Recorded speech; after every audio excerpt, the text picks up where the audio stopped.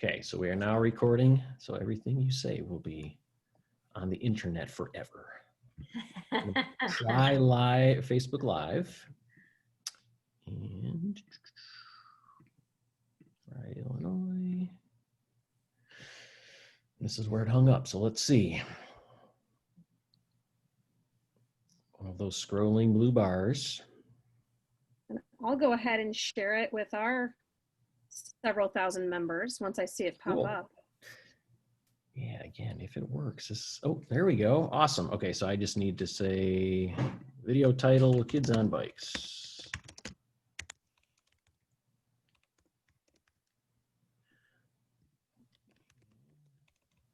Sorry, this is, unfortunately, there's no way to like prep this.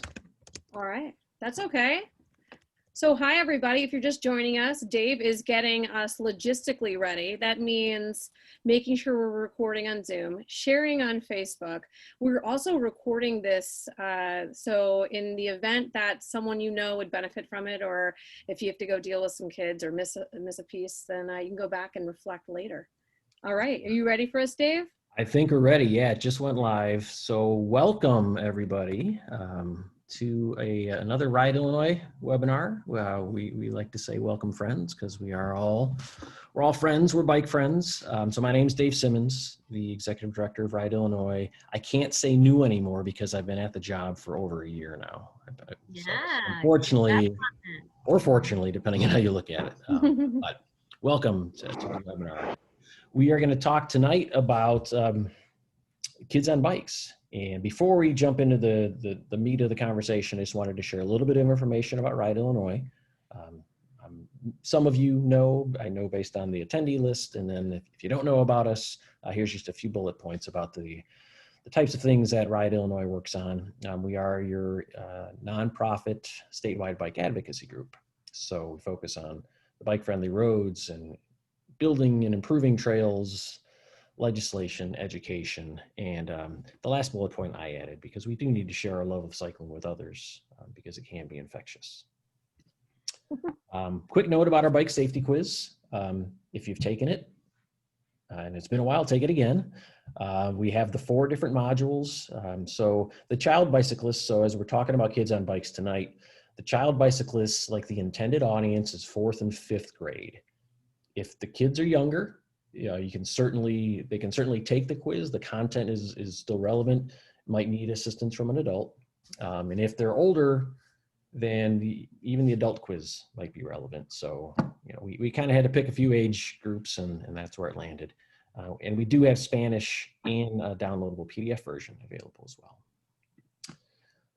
A plug to our corporate members, who we appreciate their support, allows us to have a greater impact in Chicagoland and around the state. And then just some ways you can support Ride Illinois. Social media is one. We'd love it if you become a member. Do take the quiz, and then we ask you to, just ride your bike. Ride your bike for recreation, transportation, and be that example for the other folks that you encounter. So follow the rules of the road, be a cognizant, representative cyclist. So just a few ground rules for tonight. If you have questions, you can enter them into either the Q&A tab or the chat. I will keep an eye on those once Liz and Rebecca, who we'll introduce in just a moment. And so I may interrupt if the question is timely. We can also save some questions for the end. We actually have one poll question, so do reply to the poll, respond to the poll, and hopefully you walk away from this, whether you're a parent who wants to bike more with your kids, or a grandparent, or just looking to pick up some new tips about how to safely ride your bike, around kids for that matter, right? We hope you walk away with some additional information. And as Rebecca mentioned, we will be sharing the link. We'll put it on the Ride Illinois Facebook page. That'll be posted tomorrow. So with that, we are going to be talking about kids on bikes, a wonderful topic, in part because we can all help raise the next generation of cyclists. And our guests tonight are doing that. They're living that. So I sometimes feel like there's a couple generations that we missed out on, right? And so now let's get those young kids excited about biking. So that's part of what we're trying to do tonight. But I'd like to start with this question, which we've asked in other webinars. And so some of you may be familiar with this categorization, which actually started in Portland, Oregon by a transportation planner, and is a way to kind of identify with a type of cyclist. And so I'll just give a quick, some additional information, and then I'd like if everyone could just reply to the poll question. So strong and fearless cyclists means you're willing to bike with limited or no bike-specific infrastructure. Enthused and confident, you're willing to ride if there's some bicycle infrastructure, like you kind of prefer that, but at the same time, you'll go out places even if it doesn't exist. And then interested but concerned means you need infrastructure. You need to feel safe. You need separated bike lanes. You need side paths, those types of things, and then you're going to do it. And then the last category means doesn't matter what you put out there, I'm not going to ride my bike.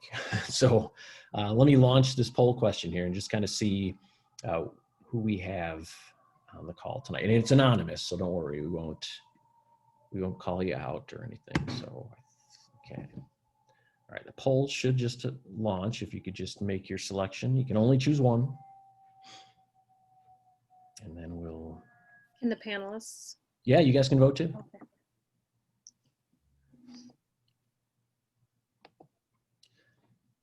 All right, we're at 83, 91%. Give that last person a minute, no pressure. If not, I think 91% is pretty good. All right, so I'm going to end the poll and we'll share the results here. So we have a good mix.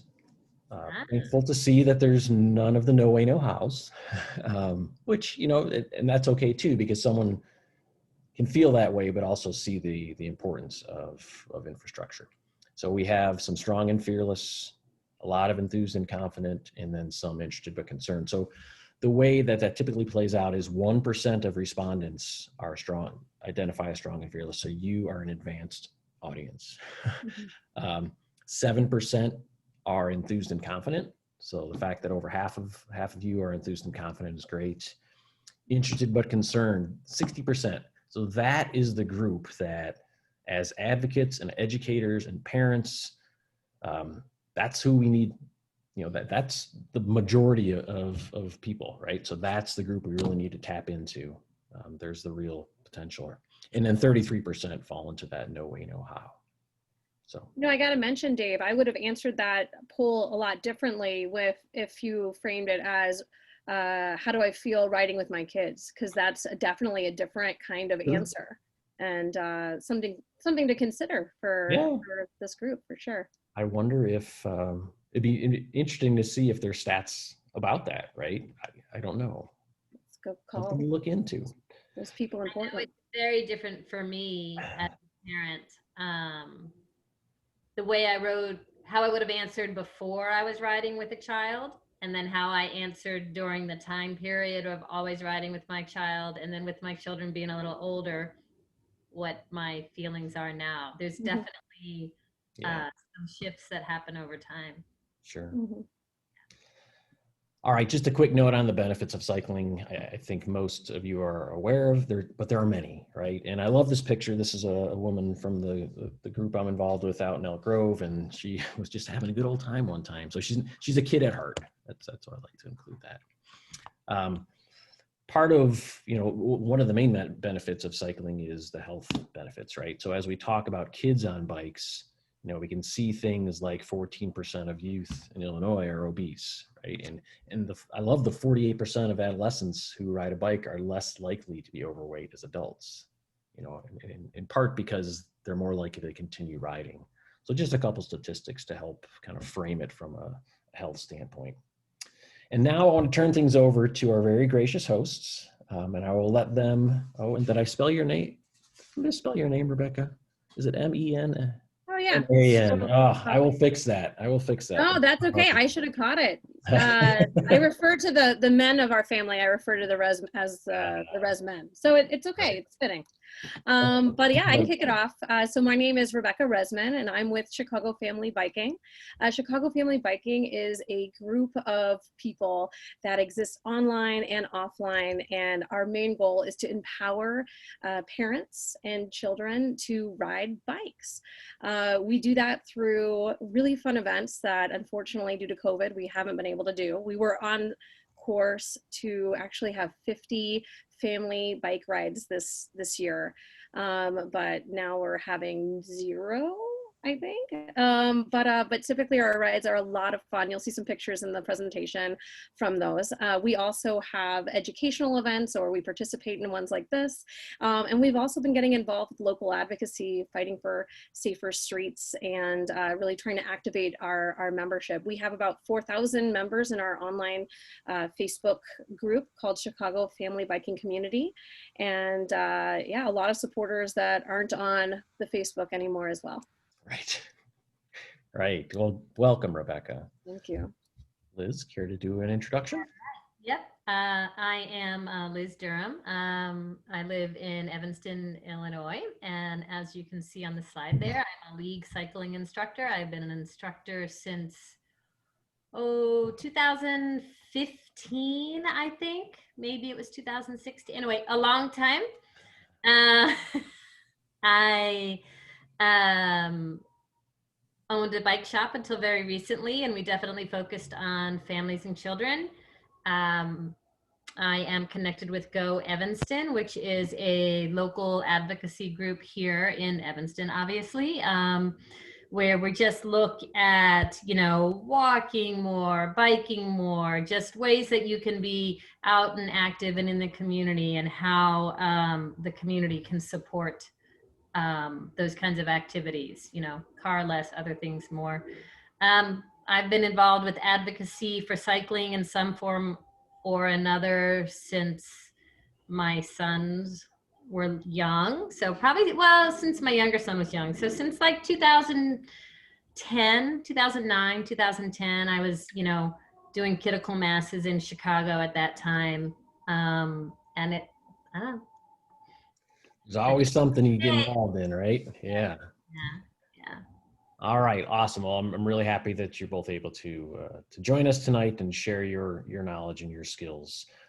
So I have control of the presentation, so I will just, you guys can just let me know when to click forward. Oh, let's go. Yeah, so we really, we split today's presentation into 2 main focuses. So the first half will really talk about the first time a kiddo is biking in the street, and they'll be with an adult. And then we'll also touch base on maybe when it's time to let kids be a bit more independent, and how to see those signs and kind of plan for that transition. Yeah, and we'll go through the whole exciting part of it. Right.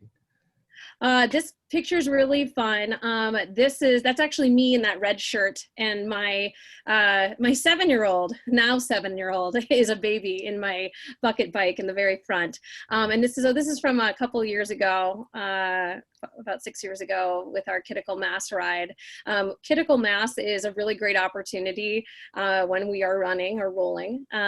Basically, lots of different neighborhoods have volunteers that come forward and lead these neighborhood rides with a lot of people. They're slow rolling. They usually have a pretty nice presence, and it's a great opportunity to get yourself and your kids accustomed to riding on the street with a big group. And it's just fun. It's a party, and we usually end somewhere fun in the neighborhood. I know at my rides, we tend to also really share bike-friendly streets and routes with our participants, which is appreciated. Nice. That is a fun photo. That's fun. Nice. So we've seen a lot of kids riding due to COVID. Like the streets have been empty, and I just love it. And you're probably wondering, how do I know when my kiddo is ready? I think this covers it here. You know, you're riding without training wheels. I feel like that's pretty important. If you're going to ride in the street, you want to make sure your child is confident enough to be riding and balancing. If you have training wheels, they tend to be a bit slower. They can get caught up with uneven streets and like cement and pavement. That tends to occur on streets. And also they have 3 wheels that are now going to have to navigate potholes or other kinds of hazards that might be in the road. You want to make sure your kid has control of their bike. They can stop, they can listen. They're able to easily change course to avoid hazards. And, you know, we put that they can make hand signals or ride one-handed. I think that's definitely a goal and a good indicator that they're ready. Some of the younger kids might not be there yet, and that's okay. But I would say best practice is that they're ready for that. And then as far as age goes, you know, it's kind of different for every kid, right? Just like every family makes decisions for their family based on what they know. You know, there's some schools of thought that not until 9 years old are kids really able to properly assess dangers and hazards and kind of connect it to their well-being. You know, I personally ride with my kids a lot younger than that under certain criteria and conditions, which we'll go into in a bit. But I would say, you know, age is just a number, and it kind of can be. The most important thing is that your child is, in my opinion, mature enough to ride predictably, listen to your directions, and have good control of their bike. Do you have anything to add, Liz? Yes, I think, I mean, because, you know, I hear this question all the time. You know, when I had the shop, I heard it all the time. I hear it in the community. I think it's probably one of the biggest questions that I've gotten from parents. And one of the things that I always say to them, in addition to exactly what you've just said, is that it also has to do with the knowledge that that parents have. So when you take on the undertaking of now you're going to ride, you know, with your child in the street, you know, with you, but on their own bike, your own knowledge as a parent around the rules of the road, around bicycling safety rules becomes super important. I mean, you're the one to teach it to your child. So I always think that that's another piece that sometimes families don't think about. Yeah. And I just encourage anybody who is a parent who wants to get their child independent in the street with them to make sure that they know all the right bike rules and how to model it, how to teach it themselves to their children. Absolutely.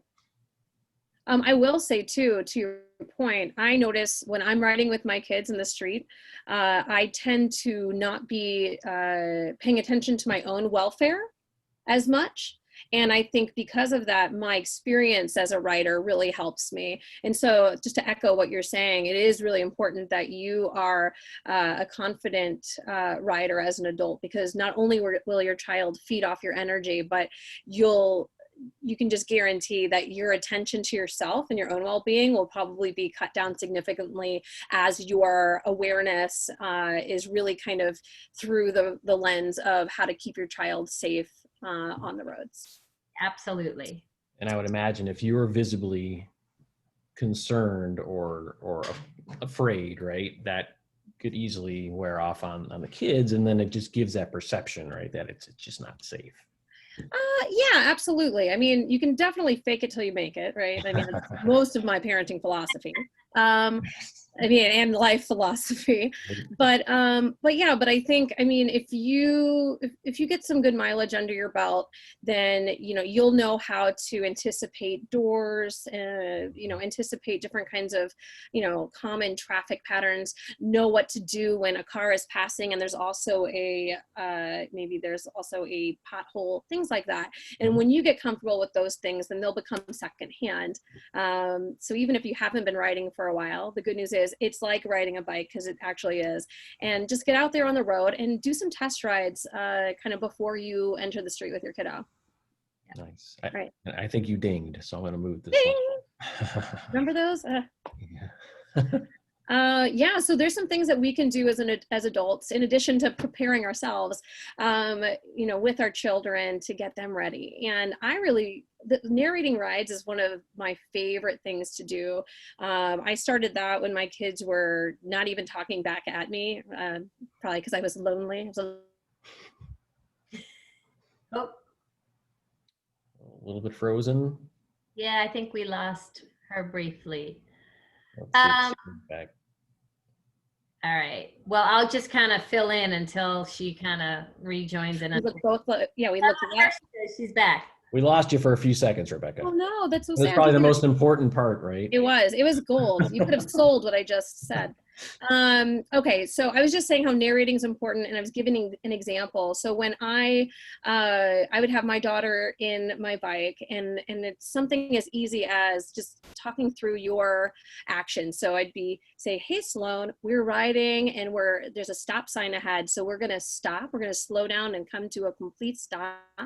We're gonna look left, we're gonna look right. Do we see any cars? I don't see cars. All right, it's our turn. Let's go. Let's be careful. So I just talk through kind of my internal thought process.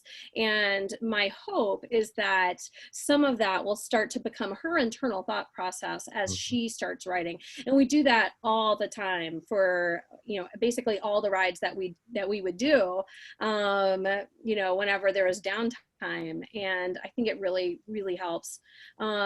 Same thing when you're riding with them, maybe in your bike, or a lot of people have a tag along, or maybe they have them in a kid's seat or a trailer, and that might be harder, but you can show them like where our bike's supposed to be on the road. One thing that I didn't put on here that is important, and I've explained this to my kids both with the pedestrian safety as well as cycling safety in mind. I tend to have them go and stand in front of a giant SUV, like that's parked, not that's like, but I'll have them stand. That's yeah, just got to keep things interesting. COVID, no, but I have them stand in front of a parked SUV, and so that they can really understand how tall they are. And I say, hey, can you see that driver? And usually the answer is no, because there's some really large cars out there. And I think just helping kids understand the visibility challenges and why that it's so important for them to listen to you. So again, showing where bikes should be on the road, you can kind of relate that to some of those principles. Explaining the door zone is crucial if you live in a place like Chicago where doors could be flying open. One thing that you may or may not know is if a door does open in your path, the best thing for you to do is to just close your eyes and crash right into it if you really can't stop. And I know that might not sound intuitive, but just out of a safety perspective, that's the recommendation, because if you try to avoid it and then get pushed into the street, or you try to avoid it and there's another car coming, that could be much more hazardous for you. So I wouldn't necessarily say that to your children, but I thought this was a good opportunity to share that. Hey, it's safe, but but explain to kids maybe where they should ride. And if you don't know, the best place for you to ride is a few feet out from cars that are parked, because when those doors open, then they could hit you. Liz? 4 feet. 4 feet, yeah. 4 feet. Yes, I actually always heard 3 feet, but see, and I'll tell you, in Chicago, you don't always have 4 feet, but 4 feet is best if you have it. I wish we had 4 feet everywhere we went. I also teach my kids to be paying attention to the lights, like the rear lights when they're riding, because that's an indicator that maybe someone's about to pull out, or maybe someone just parked. They keep their foot on that brake pedal right until the last moment. So that's another way we talk about looking for doors. And I also say to look in windows if they can, for people that are opening or that are inside their cars. Yeah, Liz, I feel like I've been talking a lot. Do you want to kind of go through some more? You want to tackle the next slide? I don't know. Yeah, I'll tackle the next slide, but I just want to comment on here. This kind of goes back to that narrating rides bit. So, like with my younger son Cooper, he was on the bike with me, right we'll just say right around that year that pediatricians recommend. That's a whole different conversation. Oh, I But don't even know that. around what age your children can be on that bike, yeah. But pretty early with him, on my bike, I started narrating. It was just part of the fun of going on a bike ride. And so even when he was, you know, in the seat right in front of me, or when I was on my cargo bike and he was behind me, he learned, you know, oh, sweetie, we're going to make a right turn. And he would, you know, learn to put his right arm out. And, Yeah. oh, look, there's a car coming. What do we do? Stop. Like, so we made games like from the time he was, you know, 2 years old on, you know, up until he was riding independently. He just thought we were having fun. But, and we were, but really that way, when he started to be ready to ride in the street on his own bike, he already had those cognitions in his head of things to do. And it took away some of that stress of, oh my gosh, now I'm on my own bike. Yeah, it's so important. So if you have a mechanism to transport your child on a bike, whether it's a tag along, which is kind of like the bikes that are attached to the seat post, and then the kid has like their own like in the back bike to ride, or maybe you have a trailer or a seat, try to go on a pre-ride with your kid attached, just to show like on your first inaugural ride, like where you're going to go, what you're going to do. Again, narrate and talk through. That's a great way to prepare. And also, as I mentioned before and showed you a picture, attend a family community bike ride. Hopefully we'll have a critical mass soon for you. And if you want to lead a critical mass, let me know. It'll be a banner year next year. Oh my gosh, 100 events. All right, so I'll take this next slide. These are all things that anybody can know, really easy. So prepping the child's bike, it's the exact same prep that you do for your own bicycle. And we like to use the ABC quick check. So you're checking that your tires have air in them. You're checking to make sure that your brakes are working. Kids' bikes often are a coaster brake. So, you know, all you need to do is like grab their pedal, and like if you kind of push that pedal backwards, it should lock up the wheels. And then the C and the ABC is to kind of check your chain and your cranks. You want to make sure the chain is on. I see all the time children's bikes that the chains seem to fall off all the time. Sometimes it's because children often acquire used bikes. So, you know, you have a child on a bike that's 5, 6, 10 years old and probably hasn't had much done to it. Usually really easy to tighten the chain back up on a kid's bike. You can usually just pull the wheel back a little further. But really important to do when you're starting to ride with your child in the street. The last thing you want is for them to have a brake failure or their chain to fall off. I mean, those are kind of situations when they happen to us as adults and parents, you know, we get a little nervous because there's often traffic going by. So it only takes a couple minutes. Squeeze those tires or run a tire gauge to see the pressure. Squeeze those brakes, make sure the chain is on the bike. Did you mention? Yeah. I froze for a bit. Sorry. Did you mention how the chain, sometimes if it's falling off, it's probably because if you've taken the training wheels off? Did you cover that? I didn't connect it to taking the training wheels off. So this happens it's so long, I didn't even think of that. But I did talk about how you have to, sometimes you just pull that wheel back a little further and then reach. Right. So yeah, so that really happens when you take off training wheels, and you'll see the chains a little saggy and loose. And so if your kid's chain is falling off, that's probably the culprit. So yeah, you're right. You'll have to pull it back. But when you take your kid's training wheels off, you know, that's a great time to double check that, because it's kind of can be a pain in the butt. Nice. Yep. Sorry. Oh no, it's good. Thank you. And then proper helmet fit. You just have Jason Jenkins come by and yeah, you have Jason Jenkins, who's pictured here at one of the Chicago Family Biking's Chicago Family Bike Fest. So So, you want to make sure that the front of the helmet sits on your forehead. They have the Y on either side. You can see in the picture. And just as Rebecca's demonstrating, the Y comes right underneath your ear. And then it clicks underneath your chin, and you only want to be able to fit like 2 fingers in there, just like that. I meant to have a helmet here to show this one, but it's She's got a helmet on. It looks great. it does look great. So things that I see the most of, this is with adults and children, is helmets tilted back like this. Yep. Really important. The yarmulke. Over your forehead.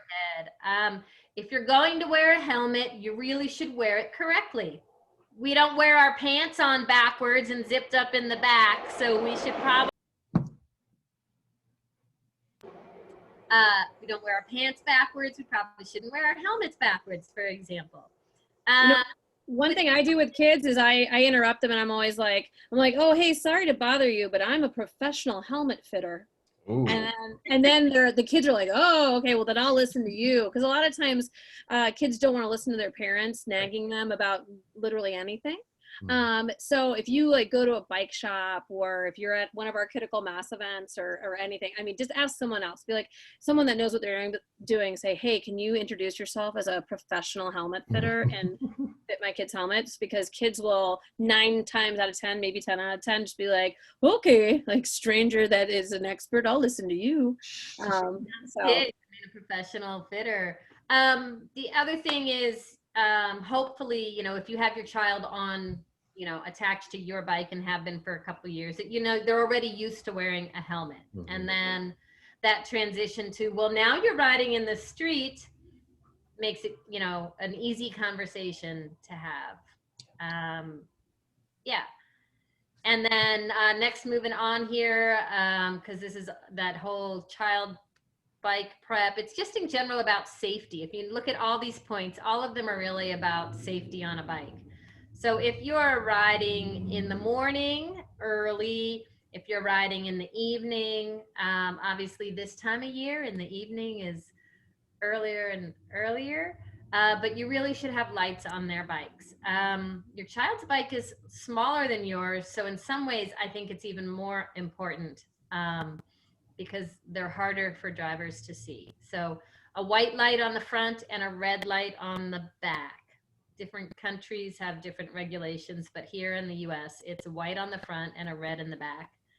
And then I'm sure you've all seen them, those flags that are on a long pole. And those help also for small riders to be seen. I think the note about the face mask was given current situation. Yeah. Well, and I put that on there because when we first kind of took the streets and my kids were wearing face masks, my daughter has glasses, and we still hadn't, and maybe still haven't, found the best face mask for glasses, and they were fogging up. She was kind of starting to panic a little, and she was more accustomed to the street. I was also noticing that my own voice was muffled, which was a little frightening.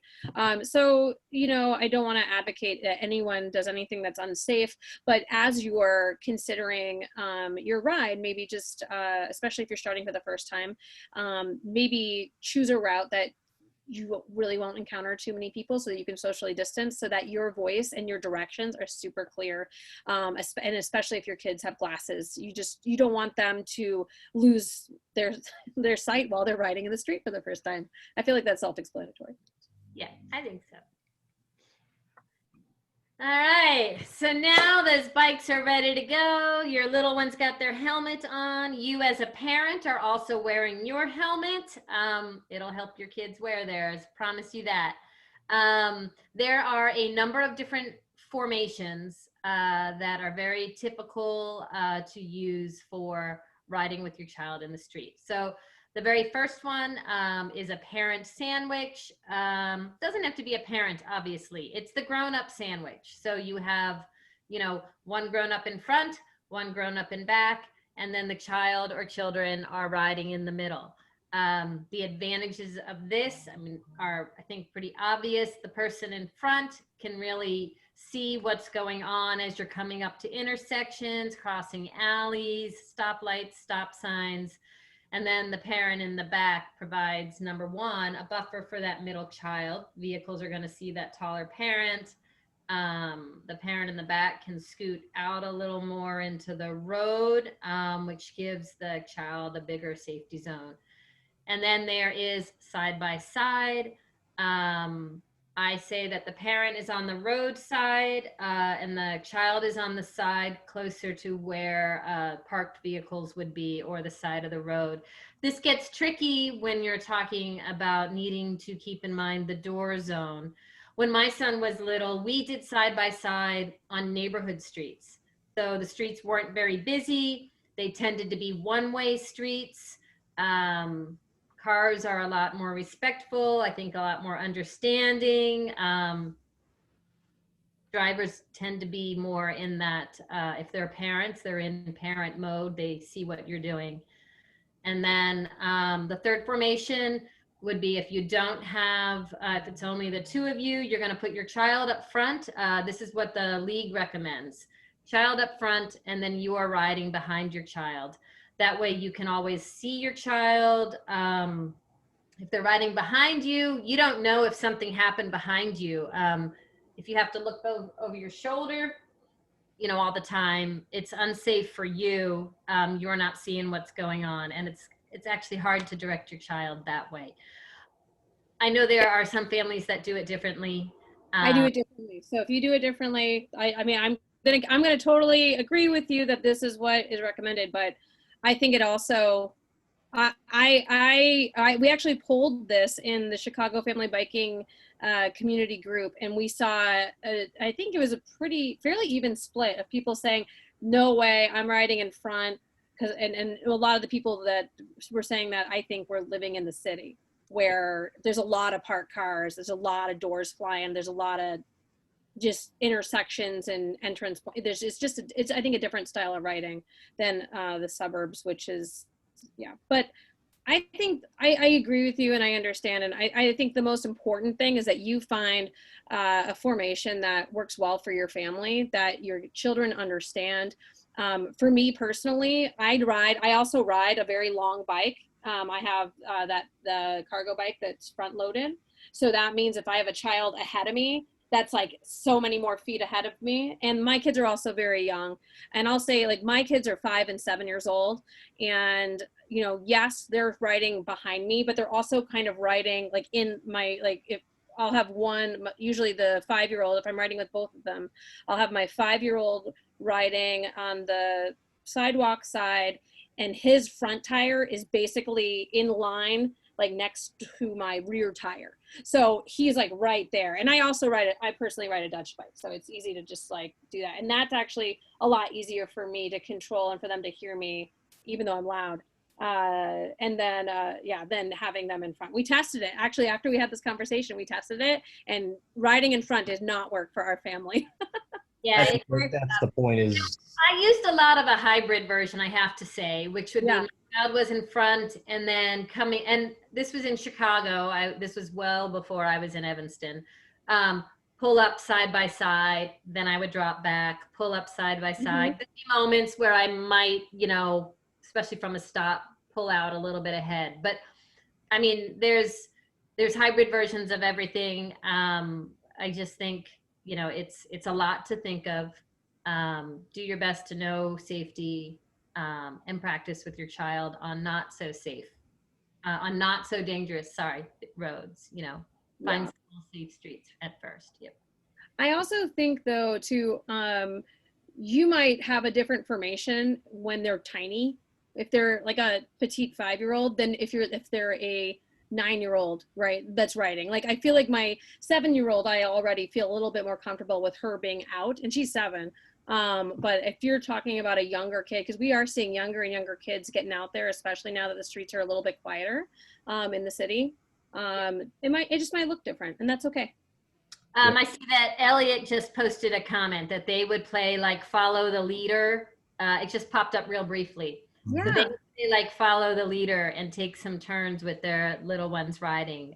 So I think that sounds like a good way to keep it safe, keep it fun, all at the same time. Because we don't want to scare our children so much because we're that worried Mhm. about safety that we take the joy of riding away. The safety Right. is 100% important, but so is the joy of riding. So there's got to be ways to make it fun. Yeah, and when I'm riding with my kids, and we're riding on slow streets as well, like calm streets. But a lot of times we do the triangle where it's me, then right like staggered is my 5-year-old, and then in the middle of our wheel lines, right behind is my daughter who's 7. And so we'll ride like that. But then if we need to go single file, I'll just yell straight line, and then everyone knows where they're supposed to go. And then like we'll usually hit an intersection, or the car passes and I'm like triangle, and it's kind of fun. Like they feel like they're like on some kind of like squad. It So is. in the interest of time, we just want to make sure we get through the content. If Oh yeah. I mean that's certainly a valuable conversation, but just Yeah, thank thanks. you. All Yep. right. So, just like when you were preparing for your kid to ride, communication is so crucial. So continue to do that narrating, reminding your kids of your formations. Definitely close the gaps. That's something we yell is close the gap, or as my son loves, fix the train. Again, keeping it fun. Just like before, you're narrating, you're talking about different bike infrastructure. This, for example, in this picture here is a buffered bike lane, meaning it has this little buffered door zone area to the right that's supposed to help protect cyclists even more. You can point things like that out so that they know where they're supposed to be riding. One thing I do to really ensure that we have a safe passing through tricky intersections is we pull over, and I said, hey, so let's watch this, see, like, this is a red light or this is a stop sign, and we're going to wait for these cars to go, and it's our turn. And so we'll kind of pull off to the side, and sometimes cars get confused, and that's okay. They can be confused. You're safe on the side. And yeah, and then I just explain to the kids exactly what I want them to do. Typically when I go through an intersection with my kids, we do side by side riding, and then we'll come back into our official formation after. But I do that so I can kind of shield them and again put my body in between them and any cars that could hit them, so I'm more visible. And it's always okay to walk your bike. You might see your kids feeling a little nervous, and I would say if you're seeing that, it's better to just get off the bike and walk, and tell them that that's okay, because that's okay at any time. It's okay for your 10-year-old, your 15-year-old that's riding independently, and it's okay for you as an adult. Like if you ever feel the need to walk, you can. And where to ride, keep it fun. Kids love ice cream. I love ice cream. Find places that they want to go, or think of something that's kind of routine that'll be helpful, especially if you really want to start building up their awareness and habit and routine. Go somewhere like school or a friend's house that you like to visit a lot, the library. Definitely choose routes that are quieter. If you can find one-way streets and you're in the city, one-way streets tend to be a bit more calm because they have a little bit more space, and there's less cars that are passing, which gives you more space on that road. And right now in Chicago, there's these things called slow streets. Perhaps that could work out well for you. I would say check out the Chicago bike map. Check out and you can try checking out Google Maps. I think it's gotten exponentially better than like 10 years ago. But there's also something called a Chicago Mellow Map that if you Google that, it'll give you some great tips of routes that are low stress. They're neighborhood roads. They're great thoroughfares. And always think about intersections that you're going to have to pass through.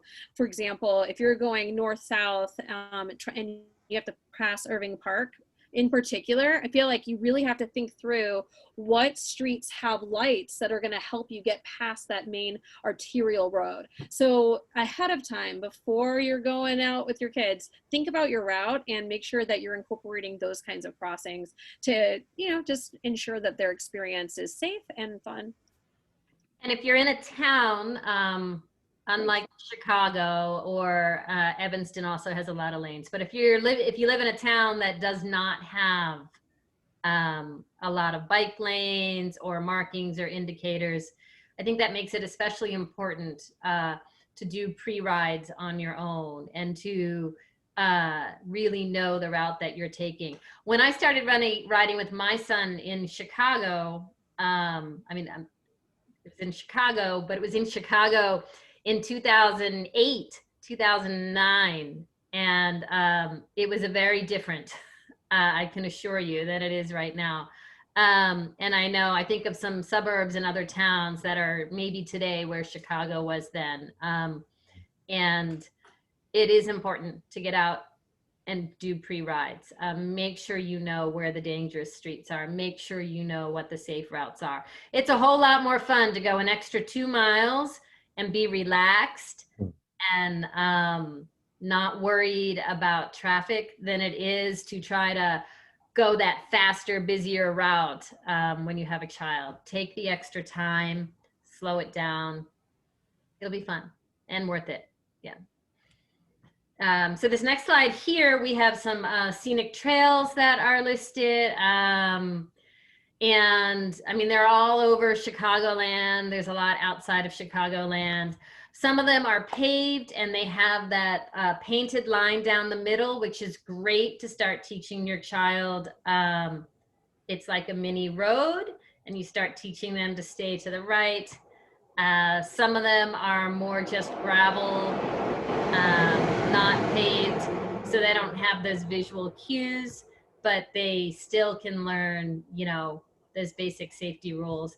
There are so many trails right now. I mean, these are just a few that are listed right here, but really safe to start getting your kid out and about. You don't have to worry about cars. You do have to worry about cyclists, pedestrians, dogs on leashes, dogs not on leashes. I don't know if somebody else wants to chime in. I mean, I think that picture is my son on the Green Bay Trail. We were headed to Zion, Illinois to go camping at Illinois Beach State Park. Ah, that's funny. The next slide has a picture of my daughter also on our way to Illinois State Beach to camp with a big group of people. Yeah, it's a great. Oh, not the next one. The next one. Sorry, it's one after that. It's a great place. If you, that's another webinar, camping with your kids. Oh yeah. Yep. So here's just some basic trail riding tips. They're the same that you use as an adult, of course. So pay attention for faster riders. They tend to, you know, you want them to be able to pass on your left. So make sure you kind of scoot to the right as much as is safe. Even on trails, you should be riding in a straight line. I find that was the hardest thing for my children. You know, it's fun when you're on a bike, that feeling of freedom and the swooping, you know, it's fun, it feels good. But when you're riding in areas where there's other people, you have to start to teach your children that you can't do that.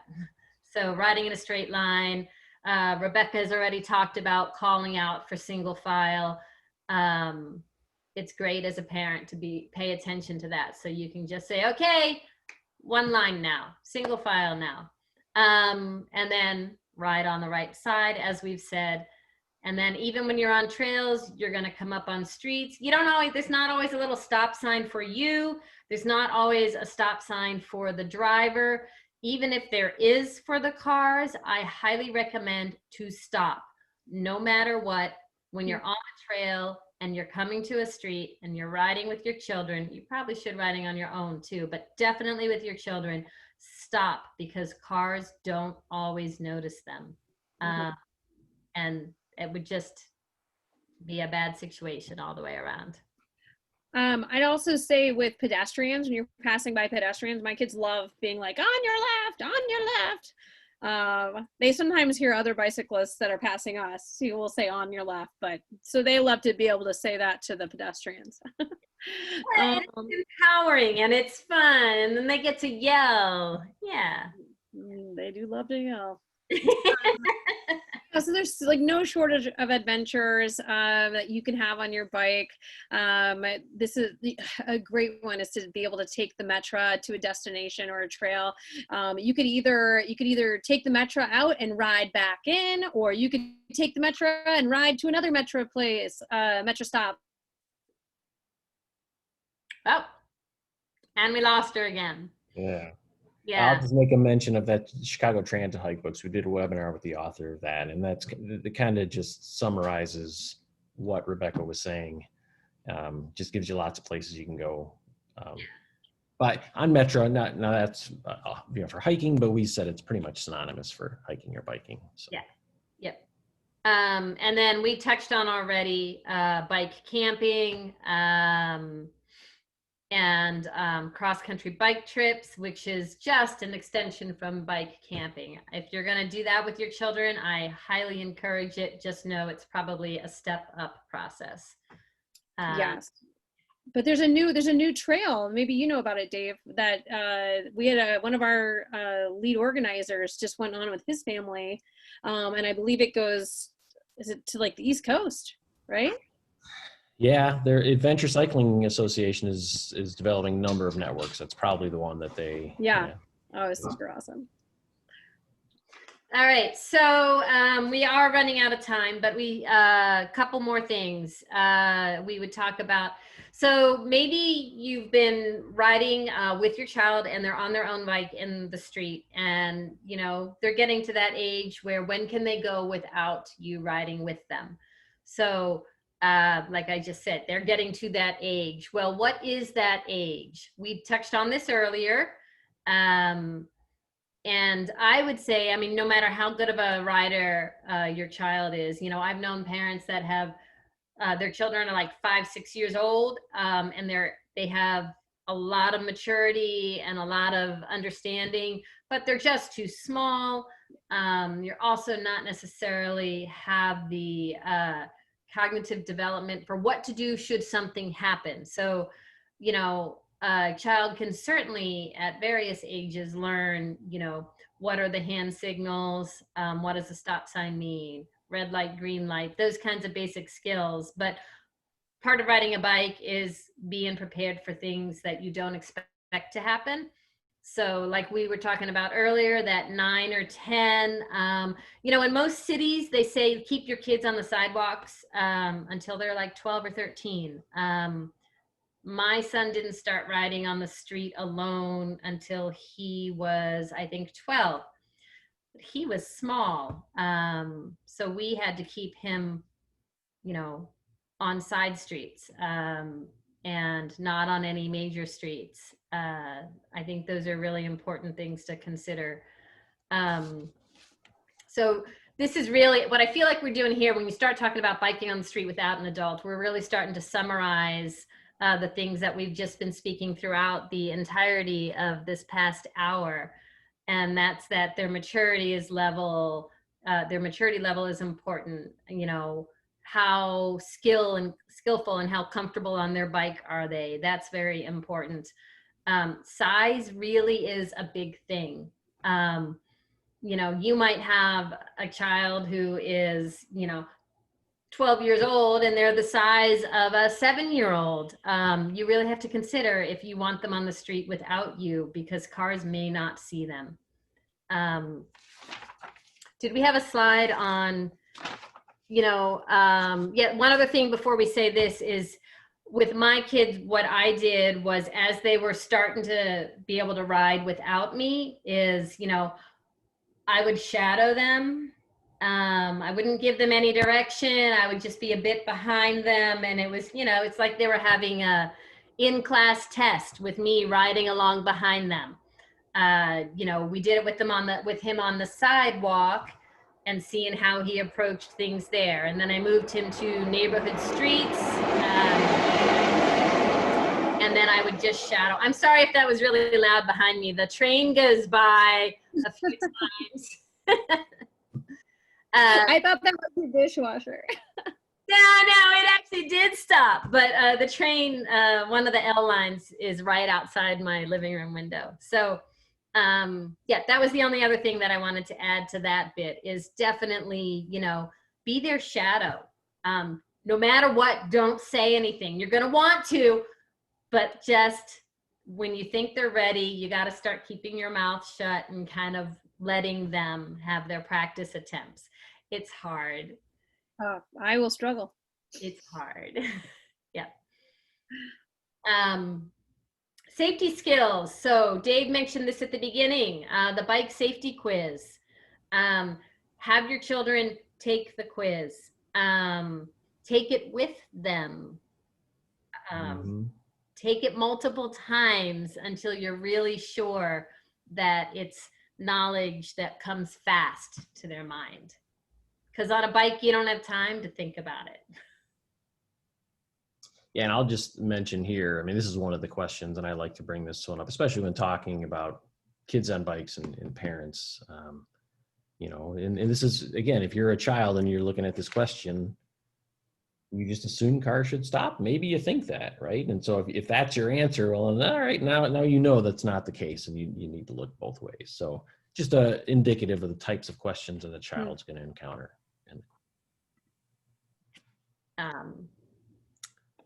Here we go. Planning. Slides on sidewalks. Yeah. Limiting the distance that they can ride. That means, you don't send your child out on their independent ride and say, yeah, go ride 2 miles. Maybe they're going by themselves just to the end of the block or just to their friends who lives around the corner. Set clear boundaries. I think nothing else needs to be said. And then I was talking about shadowing your child. Rebecca, I think you were the one who came up with the term super spy when we were in our I was excited to hear what that meant. Oh.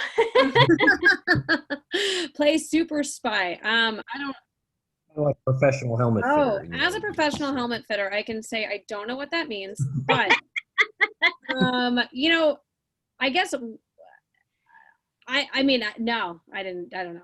I was thinking I know what it means. Maybe I'm the one who said it, but I don't know. It absolutely, I know that what that means is, you say to, I say, sure, Cooper, you can go to your friend, John's house. And then when he heads out, I head out the other way so that I can sneak and see how he is riding. With some kind of funky music in the background, like a. I love you. I like the tiptoeing from like bush to bush. Yes. Because, when you shadow them and they know, they're going to be, very mindful. The question is, what do your children do when they think there are no eyes on them? Yeah. They take their helmet off. Oh my God. I see so many kids with their helmets just slung over their handlebars. And it is everything I can do not to say, I know your mama doesn't want that. But what are you going to do? I will probably just ask a friend to follow my children because I'm lazy and I'll totally get involved if they do something wrong. I think you call Liz. I'll call you. I would love to be super spy. Mm-hmm. That could be a new business venture. I will follow your kids around. All right. All right. I think it's our last slide, awesome. So who wants to address it? This is all you. I didn't do this section because my kids are still like attached to me. Yeah, this is all me. All right. So even when your kids are riding on the sidewalk, like we just mentioned, I mentioned a couple of minutes ago, you have them pretend that they're following the rules of the road as if they were on the street. Safest way for them to practice it. If you want to get really creative, you can get your adult friends in on the game and have them on their bikes coming up to, be at intersections or things like that. But basically you want them to pretend they're on the street while they're on the sidewalk. That way you can see how they're following the rules. Obviously on the sidewalk, it's all about pedestrian safety becomes a lot more important. And the reminders that pedestrians always have the right of way. Driveways and intersections obviously are the big danger areas. Slow down, maybe even stop, the look both ways, the same things that you learn as an adult on a bike or in your car. So ring a bell or announce. So I'm a real advocate for announcing. I actually have some bells on some of my bikes, but to be honest, I usually call out first because I think you can be more clear sometimes when you say, you know, bike on your left is a lot more clear than ding, ding, ding, ding. So yes, exactly what Rebecca just did. What people hear a bell and they don't always know what to do.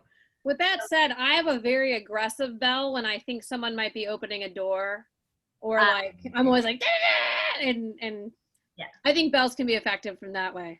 yeah. Or sometimes I just yell. I've got one bike that I don't have a bell on. I'm just always like, ay, ay, ay, ay, like I'm just always. If I hear that, I'm going to run the other way. Yeah, right. So one thing I was going to say actually that I can speak to, we did a lot of sidewalk riding prior to my kids getting into the street as well, obviously. And one thing we would do is, you know, I'd have the kids ride, and then they had to stop at every alley, every intersection until it was cleared. And so that means they could ride ahead of me, but they had to stop there, and they really got trained well to be looking and noticing the alleys, which I think is really important, especially if you're in a place like Chicago where there's just so many alleys and so many exchanges with cars. So I'd always have them stop. And then, or if I got ahead of them, I would like be like clear, and I would kind of, you know, brake and hover in the entrance, like kind of cork the alley a bit until they had passed. But I also would cue them to be looking. I'm like, you always got to look too, like, you know, just to get them used to what they're supposed to do. And we started that way on the sidewalk, and with me kind of like being able to scoot up really fast and then maybe clear some alleys and streets, it enabled us to move pretty quickly. I didn't ride on the street or sidewalk mainly because, well, it's illegal, but I don't know that anyone's going to really come at you.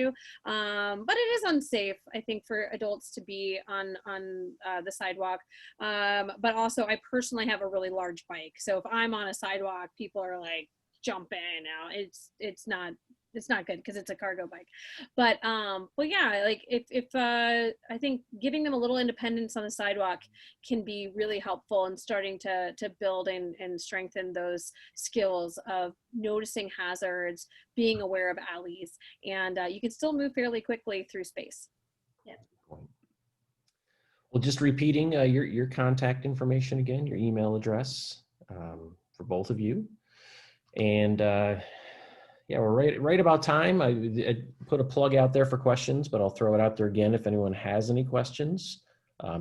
This was chock full of information. Thank you both very much.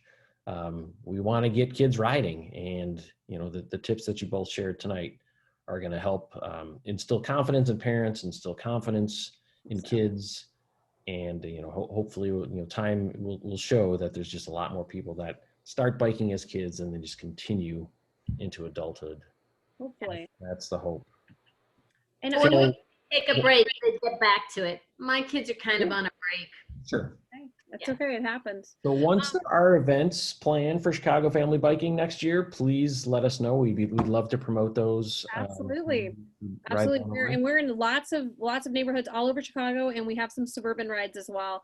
And if you are not seeing a ride pop up in your neighborhood, and you might be interested in starting one, even if you're like, I will only be a partner, I need someone else, contact us. We love to support you in getting rides up. They're all volunteer led, and they're extremely grassroots and a lot of fun.